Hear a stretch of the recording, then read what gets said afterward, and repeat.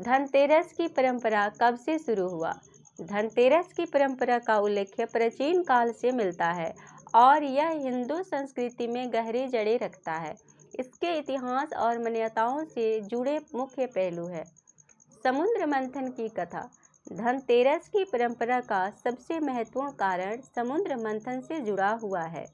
मान्यता है कि समुद्र मंथन के समय त्रयोदशी के दिन भगवान धन्वंतरी अमृत कलश के साथ प्रकट हुए थे।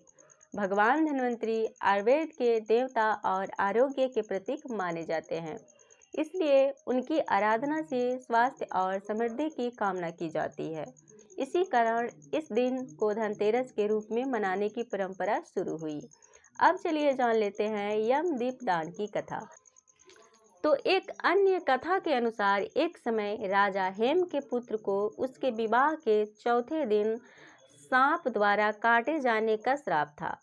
उसकी पत्नी ने इस अनहोनी से बचने के लिए अपने पति को कमरे में बैठाकर बाहर दीपक, सोने चांदी के आभूषण और सिक्के रख दिए और रात भर जागकर भगवान यम का ध्यान किया। यमराज उस रात सांप के रूप में आए, लेकिन दीपों और आभूषणों की चमक से सम्मोहित होकर वापस लौट गए।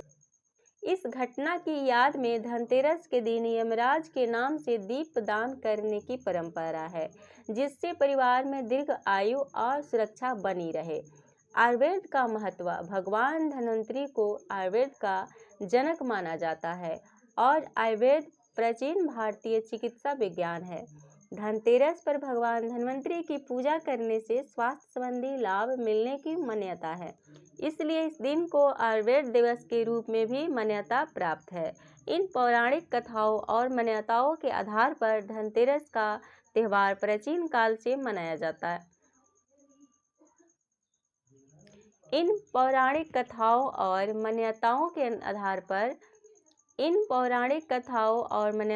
आधार पर धनतेरस का त्यौहार प्राचीन